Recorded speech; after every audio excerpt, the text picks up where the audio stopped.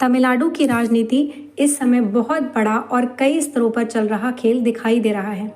यह सिर्फ सत्ता परिवर्तन नहीं बल्कि लंबी राजनीतिक रणनीति का हिस्सा माना जा रहा है। इस पूरे घटनाक्रम को 3 हिस्सों में समझा जा सकता है: तत्कालिक राजनीति, मध्यम अवधि की रणनीति और लंबे समय का वैचारिक खेल। ऊपर से जो दिखाई दे रहा है उसके पीछे पर्दे के अंदर अलग तरह की राजनीतिक चालें चली गई हैं। जोसेफ विजय ने आखिरकार तमिलनाडु के मुख्यमंत्री पद की शपथ ले ली। 4 तारीख से लगातार चर्चा चल रही थी कि उनके पास बहुमत है या नहीं, सरकार बन पाएगी या नहीं।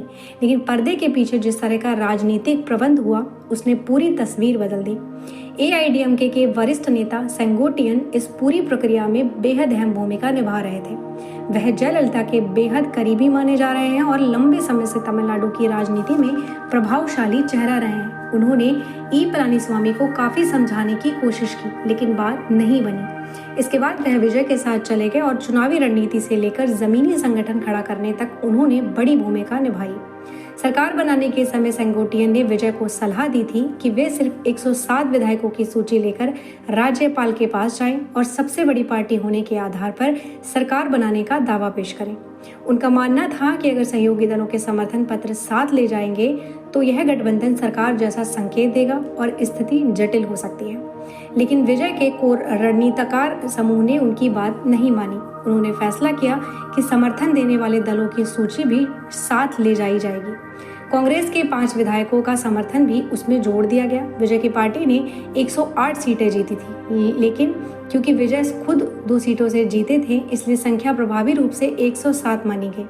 इसके बाद सहयोगी दलों का समर्थन जोड़कर बहुमत का आंकड़ा तैयार किया गया। इस बीच डीएमके की सहयोगी पार्टियां सीपीआई, सीपीएम और इंडियन यूनियन मुस्लिम लीग के विधायक भी विजय को समर्थन देने के लिए तैयार हो गए। इन तीनों दलों के पास 2-2 विधायक थे। हालांकि वे डीएमके गठबंधन के हिस्से में थे और उनकी राजनीतिक ताकत काफी हद तक डीएमके पर निर्भर थी। इसलिए बिना एमके स्टालिन की सहमति के उनका जाना आसान नहीं था। पर्दे के पीछे डीएमके को यह संदेश दिया गया कि अगर विजय को समर्थन नहीं मिला तो विजय और एआईएडीएमके साथ आ सकते हैं। चूंकि एआईएडीएमके एनडीए का हिस्सा थी इसलिए डीएमके को डर था कि अगर यह गठबंधन बन गया तो भविष्य में उसके लिए राजनीति और कठिन हो जाएगी। इसी कारण डीएमके ने खुलकर विरोध नहीं किया और उन दलों को विजय का समर्थन करने से नहीं रोका। इसके बाद समर्थन का आंकड़ा बढ़ा और राज्यपाल ने विजय को शपथ के लिए बुला लिया। इसके समानांतर एक और बड़ा राजनीतिक प्रयास चल रहा था। कोशिश की जा रही थी कि डीएमके और एआईएडीएमके मिलकर सरकार बना ले, लेकिन यह आसान नहीं था। एआईएडीएमके के अंदर भी मतभेद थे क्योंकि पार्टी लगातार सत्ता से बाहर रहने के कारण बेचैन थी। दूसरी ओर डीएमके भी पूरी तरह तैयार नहीं थी क्योंकि दोनों दलों के एक साथ आने का मतलब होता है कि भाजपा विरोधी राजनीति का पूरा स्पेस विजय के हाथ में चला जाता। अगर दोनों द्रविड़ दल साथ आते तो एआईएडीएमके का एनडीए गठबंधन टूट जाता और तमिलनाडु की राजनीति में नया समीकरण बन जाता।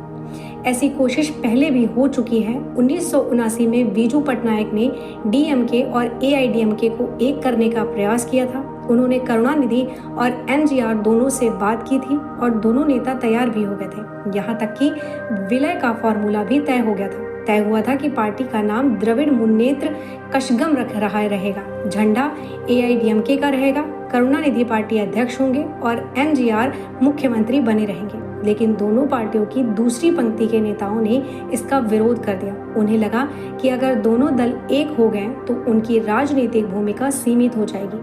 इसी विरोध के कारण वह प्रयोग सफल नहीं हो सका। अब फिर वैसी कोशिश हुई लेकिन इस बार बीजू पटनायक जैसा कोई बड़ा मध्यस्थ मौजूद नहीं था। ऊपर से एमके स्टालिन और ई पलानीस्वामी के बीच राजनीतिक कटुता इतनी बढ़ चुकी थी कि गठबंधन लगभग असंभव हो गया। यह पूरा प्रयास केवल विजय को रोकने के उद्देश्य से देखा जा रहा था। अब अगर सामने दिखाई देने वाली राजनीति की बात करें तो विजय के शपथ ग्रहण समारोह ने सबसे ज्यादा चर्चा पैदा की। तमिलनाडु में अब तक चाहे कांग्रेस की सरकार रही हो, डीएमके की या एआईएडीएमके की, शपथ ग्रहण की शुरुआत कभी वंदे मातरम से नहीं हुई थी, लेकिन विजय के समारोह में यही हुआ। सिर्फ इतना ही नहीं, पूरा वंदे मातरम गाया गया। वह संस्करण नहीं जो पहले सीमित रूप में गाया जाता था। यह दृश्य दक्षिण भारत की राजनीति में असाधारण माना गया।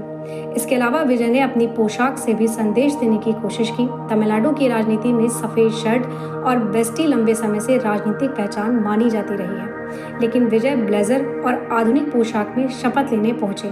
इसे सिर्फ फैशन नहीं बल्कि राजनीतिक प्रतीक के रूप में देखा गया। वह खुद को पारंपरिक द्रविड़ राजनीति की छवि से अलग दिखाना चाहते थे।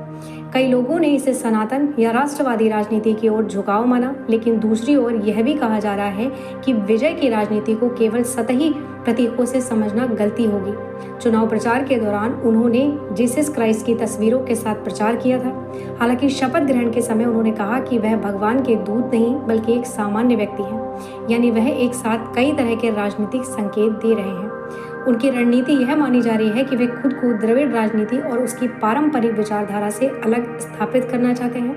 पहले उन्होंने कहा था कि डीएमके उनकी राजनीतिक दुश्मन है और बीजेपी वैचारिक विरोधी है, लेकिन अब उनकी राजनीति का मुख्य केंद्र द्रविड़ राजनीति के खिलाफ खुद को खड़ा करना दिखाई दे रहा है, क्योंकि तमिलनाडु में बीजेपी अभी इतनी बड़ी राजनीतिक शक्ति नहीं है कि उसके खिलाफ लड़कर कोई नई पार्टी खुद को स्थापित कर सके। इसीलिए विजय ने द्रविड़ राजनीति के खिलाफ अपनी अलग पहचान बनाने का रास्ता चुना। वंदे मातरम को समारोह की शुरुआत में रखकर उन्होंने एक प्रतीकात्मक संदेश दिया कि वह तमिलनाडु की पारंपरिक द्रविड़ राजनीति से अलग दिशा की बात कर रहे हैं। हालांकि इसका मतलब यह नहीं माना जा रहा कि वे पूरी तरह सनातन राजनीति की ओर जा रहे हैं। आने वाले समय में उनकी राजनीति किस दिशा में जाएगी, यह अभी पूरी तरह स्पष्ट नहीं है। फिलहाल उनकी सरकार सहयोगी दलों के समर्थन पर निर्भर है। सीपीआई, सीपीएम, इंडियन यूनियन मुस्लिम लीग और कांग्रेस लंबे समय से डीएमके के साथ रही है, लेकिन सत्ता के समीकरण बदलते ही उन्होंने विजय का साथ चुना। आलोचकों का कहना है कि इन दलों की राजनीति अब विचारधारा से ज्यादा सत्ता से जुड़ी दिखाई देती है। तमिलनाडु में धर्मांतरण और धार्मिक प्रभाव की राजनीति को लेकर भी लंबे समय से बहस चलती रही है। कांची कामकोटी पीठ के शंकराचार्य का मामला हो या मदर टेरेसा को लेकर विवाद, इन मुद्दे को कई राजनीतिक समूह अलग अलग दृष्टिकोण से उठाते रहे हैं।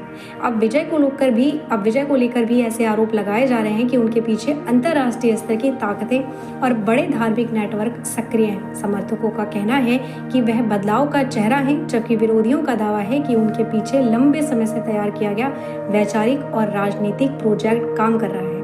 तमिलनाडु की राजनीति में 1967 के बाद पहली बार ऐसा लग रहा है कि द्रविड़ दलों का वर्चस्व चुनौती के दौर में है।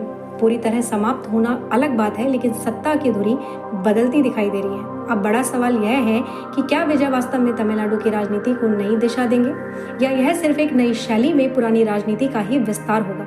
आने वाले वर्षों में यह साफ होगा कि उनके पीछे कौन कौन सी राजनीतिक और वैचारिक ताकतें काम कर रही हैं और इतनी तेजी से उनकी पार्टी बूथ स्तर तक संगठन खड़ा करने में कैसे सफल हुई।